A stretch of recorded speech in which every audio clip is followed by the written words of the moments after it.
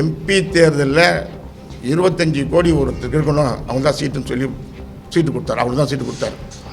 5 கோடி இருக்குதா அவங்ககிட்ட கேட்டாக்கா, இந்த கட்சிக்கு உழைக்கிறவன் தொண்டன் 5 கோடி எடுத்துகிட்டு வந்தால் தான் முடியும்னு சொன்னாக்கா அவன் என்னைக்கு வருது? நம்ம வாரிசு அரசியல் மற்றவங்க சொல்லிட்டு இருப்போம். இப்போ இவர் அவங்க பையனை கொண்டு வர போகிறார். தாவேக்கா கூட கூட்டணி வைக்கலான்னு பேச்சுவார்த்தை நடக்குது. சொன்னோம் சேர்த்துங்கன்னு சொல்லுங்க. அன்றைக்கு சேர்ந்திருந்து பேச்சுவார்த்தை நடந்திருந்தா இன்றைக்கு தாவேக்கும் அதிமுக சேர்ந்து 200 இடங்களுக்கு மேலே வெற்றி பெற்றிருக்கலாம்.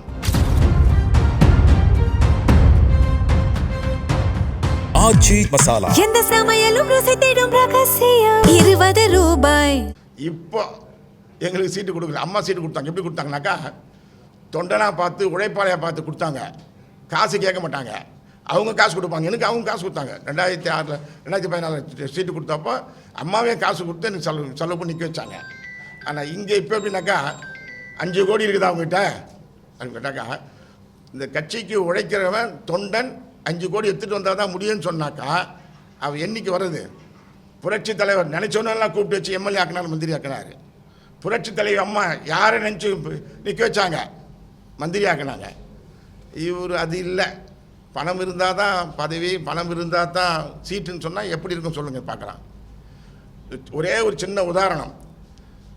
அன்றைக்கு அண்ணன் செங்கோட்டையன், அண்ணன் வேலுமணி, அண்ணன் தங்கமணி, அன்பழகன், அண்ணன் சி சண்முகம் இவங்கெல்லாம் போய் பேசுகிறாங்க. இதெல்லாம் நான் கூட இருந்து எனக்கு தெரியும். தவறான தகவல் எதுவும் நான் சொல்ல மாட்டேன், என்னை பற்றி உங்களுக்கு தெரியும். அங்கே பேசும்போது அவங்க கருத்தை சொல்கிறாங்க. இந்த மாதிரிலாம் நடக்கணும்னு சொன்னால் எல்லோரும் சேர்த்துக்கணும், அமைப்பு உறுதியாக்கணும்னு சொல்லும்போது ஏற்றுக்கொள்ளவே இல்லை. அவர் என்ன சொன்னார்? மாறா யாருமே பேசலைன்னாரு. அவர் அண்ணன் வேலுமணி வச்சுட்டு இது கேளுங்க, இருக்காரு கேளுங்க, வந்தாங்களா கேளுங்க, சொன்னாங்களா கேளுங்க சொன்னாங்க. அப்படி எதுக்கு மறைக்கணும்? வந்திருக்கணும். அதே போன்று தேர்தல் எவ்வளோ பேர் சொன்னாங்க 2021 தேர்தலில் அவர் டிடிவியை சேர்த்துக்கங்க, அவங்கள சேர்த்துக்கங்கன்னு சொல்லியிருந்தாங்க. அன்றைக்கு சேர்த்திருந்தால் நம்ம வெற்றி வாய்ப்பு 3% ஓட்டில் தோற்றோம். 1,99,190 வாக்குகளில் 49 தொகுதி இழந்தோம். வெற்றி வாய்ப்பு போச்சு. அன்றைக்கி அவங்களாம் சேர்த்து 3% ஓட்டு கிடச்சிருக்கோம். அதில் அன்றைக்கி போக்குத்துறையில் ஒப்பந்தம் பேச்சுவார்த்தை நடந்து கொண்டே இருக்கிறது. பாண்டன நாங்களாம் சொன்னோம், எவ்வளோ சொன்னோம், இந்த ஒப்பந்தத்தை பேசி முடிங்க, கொடுத்துருங்க. அம்மாவை இடைக்கால ஒரு 1000 ரூபா கொடுத்துருக்காங்க. 2000 ரூபா கொடுத்தா தொழிலாளர் சந்தோஷமாக கொடுத்துருங்கன்னு சொன்னால் அந்த பேச்சுவார்த்தை முடிக்கவே இல்லை. 1000 ரூபாய் இடைக்கால கொடுத்து நிறுத்திட்டாங்க. அன்றைக்கு இருந்த அந்த போக்குவரத்து தொழிலாளர் கிட்டத்தட்ட 3000 குடும்பங்கள் நமக்கு எதிர்ப்பாக ஓட்டு போட்டுச்சு. தோற்றதே அவ்வளோ ஓட்டு தானே தோற்ற 3%. அது இன்றைக்கு நம்ம அதே அமமுக சேர்த்துருக்கோம். அது இல்லை, அது மட்டும் இல்லை, ஒரு சர்வாதிகாரமான போக்கு. இன்னை வரைக்கும் யாரையும் கூப்பிட்டு வச்சு பேசுறது செய்கிறது கிடையாது. நாங்களாம் அடிக்கடி பார்க்குறோம், போய் பேசுவோம், பேசுகிறேன் அப்புறம் பேசுகிறேன் டைம் ஆச்சுன்னு. இது மாதிரி செய்தது விளைவு தான் இன்றைக்கு நின்றுது. அப்புறம் கடைசியாக தாவேக்கா கூட கூட்டணி வைக்கலான்னு பேச்சுவார்த்தை நடக்குது. சொன்னோம் சேர்த்துங்கன்னு சொல்லுங்க. அன்றைக்கு சேர்ந்திருந்து பேச்சுவார்த்தை நடந்திருந்தால் இன்றைக்கு தாவேக்கும் அதிமுக சேர்ந்து 200 இடங்களுக்கு மேலே வெற்றி பெற்றிருக்கலாம். அந்த வெற்றி வாய்ப்பை விட்டார் அவர். இன்னும் ஒன்று சொல்லி ஆகணும், பாமக கூட்டணி இல்லாமல் இருந்திருந்தால் இந்த 47 இடமும் ஜெயிச்சிட முடியாது. அது ஆனால் எங்களை பொறுத்த வரைக்கும் புரட்சி தலைவர் அன்பு கொண்டு, அம்மாவின் அன்பு கொண்டு நாங்களாம் வழிநடத்தி செஞ்சோம். தொண்டர்கள் அன்றையிலிருந்து இருக்கோம்.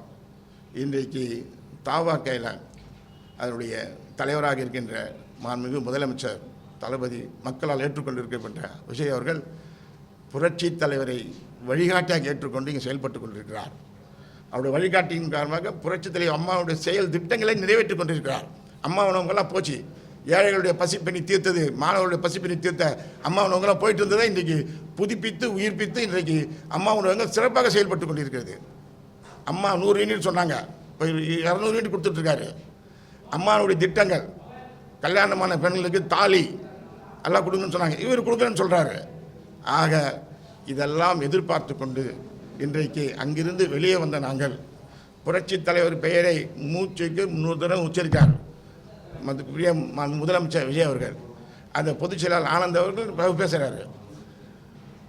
அது அது அவங்க என்ன சொல்கிறாங்க, நான் பொதுச் செயலாளர் சொல்கிறாரு, எங்கள் தலைவர் சொல்கிறாருங்க, 30 ஆண்டு காலமாக இங்கே இருக்க தொண்டர்கள் எதையும் எதிர்பார்க்காமல் இருந்தாங்க, அவங்க நீங்கள் வந்திருக்கீங்க வாங்க அவங்களோட இணைஞ்சு செயல்படுங்கன்றாங்க.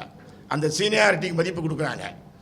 இங்கே எங்கள் பழைய கட்சியில் கட்சி விட்டு வெளியே போய்ட்டு வந்தால் ப்ரொமோஷன், அவனுக்கு கட்சியில் இருந்து ப்ரொமோஷன் கிடையாது. அப்படி ஆக என்றைக்கு ஒரு தொண்டனுக்கு உரிய மரியாதையை கொடுக்கின்ற அமைப்பு அங்கே இருக்கிறதோ, புரட்சித் தலைவர் பெயரை உச்சரிக்கின்றவர்களோ, அம்மா பெயரை உச்சரிக்கின்ற அம்மாவின் திட்டங்களை நிறைவேற்றுகின்ற நிலை இருக்கிறதோ, அவங்க தலைமையில் சேரணும்னு நினச்சிருந்தோம். ஒன்றும் இல்லை, ஒரு வேட்புமனு தாக்கல் பண்ணிவிட்டு முதலமைச்சர் அவர்கள் முதல் கொளத்தூர் தொகுதியை கால் வச்சார். நிலைமை 200 + 2O சொன்னதெல்லாம் போய் இன்றைக்கி தலைவரே தோற்கின்ற நிலைமை ஆகி போச்சாங்க. அவரை பேச விடலை, சுற்றுப்பயணம் செய்ய விடலை, சுற்றுப்பயணத்துக்கெல்லாம் டைம் கொடுக்குறதில்ல. அவ்வளவும் சொல்லி எல்லாம் பண்ணி கூட அவர் சென்ற இடமெல்லாம் சிறப்பாக இருந்தது, ஜெயிச்சிருந்தார். அவர் சுற்றுப்பயணம் செஞ்சு தமிழ்நாடு பூரா போயிருந்தால் இன்றைக்கு 200க்கு மேலாக தொகுதியை நிச்சயமாக அவர் வெற்றி பெற்றிருப்பார். ஆகவே அதற்குரிய ஊடக நண்பர்களே, நாங்கள் சொல்லுவாங்க இவங்க மனசு கஷ்டப்பட்டாலாம் போயிட்டேன். இல்லை, நாங்கள் இருந்த கட்சி நல்லா தான் இருந்தோம். அவங்க தலைமை சரியில்லை, சர்வாதிகார போக்கு, நம்ம வாரிசு அரசியல் மற்றவங்க சொல்லிகிட்ருப்போம். இப்போ இவர் அவங்க பையனை கொண்டு வர போகிறார், அதில் ஒன்றும் கருத்து இல்லை. இப்போ சொல்கிறார், கேபி முனுசாமி பேசிட்டாரு, பையனை கூட்டாந்துருங்க, யாரும் வேணான்னு சொல்லாதீங்கன்னாரு. கொண்டாந்து பற்றியெல்லாம் வட்டம் செயல்பட்ட பரவாயில்ல.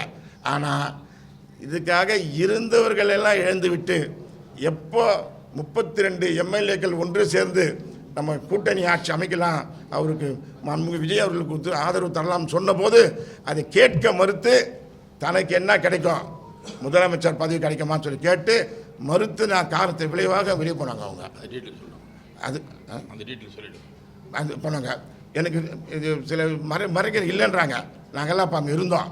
முதல்ல உதயநிதி பேசினார், அதுக்கப்புறம் அவரே பேசினார், ஸ்டாலினே பேசினார். பேசினப்பறம் வெளியே போய் பேசிட்டு வந்தார். பேசிட்டு ஆட்சி அமைக்க சொன்னோம். நாங்கள்லாம் புரட்சி தலைவரால் தீட்டப்பட்டு, அம்மாவால் தீட்டப்பட்டு தீய சக்தின்னு சொன்ன அந்த திமுகவோடு சேர்ந்து எப்படி நாங்கள்லாம் பயணிக்க முடியாது. எங்களை போன்ற புலவர் சுகுமாரன் போன்ற எவ்வளோ பேர் நாங்களாம் பாதிக்கப்பட்டோம், செத்தோம். திமுக அவங்களோட கூட்டணி சேர முடியுமா, சேர்ந்துருக்க முடியுமா? முடியாது. இப்போ இதை தான் எல்லாமே சொல்கிறீங்க, திமுகவோட கூட்டணின்றது வெளியே வந்துடுச்சு. அது இது மட்டுமல்ல, எம்பி தேர்தலில் 25 கோடி ஒருத்தருக்கு இருக்கணும், அவங்க தான் சீட்டுன்னு சொல்லி சீட்டு கொடுத்தார். அவங்க தான் சீட்டு கொடுத்தார். ஆனால் செலவு பண்ணும்போது கிட்டத்தட்ட எனக்கு இன்சார்ஜ் கொடுத்தாங்க. நாங்கள் போய் அங்கே வேலை செஞ்சுட்டு இருந்தோம். 5 கோடிக்கு மேலே செலவு பண்ணல. கடைசி நேரத்தில் நிதித்து செலவெல்லாம் பண்ண வேணான்னு சொல்லிட்டாரு, காசு கொடுக்க வேணாம், செலவு பண்ண சொல்லிட்டாரு. உண்மையாகவே செலவு பண்ணி உழைச்சிருந்தா நிச்சயமாக கிட்டத்தட்ட 15 இடத்துல ஜெயிச்சிருக்க முடியும். என்ன சொல்கிறாரு அவர், எம்பி ஜெயிச்சா வெளியில் போயிடுவாங்க, அவங்க வேறு கட்சிக்கு போயிடுவாங்க சொல்லி அந்த வெற்றி வாய்ப்பை தனக்கு குறித்து கொண்டு திமுக வெற்றி பெறுவதற்கு அன்னைக்கு உதவியாக இருந்தார்.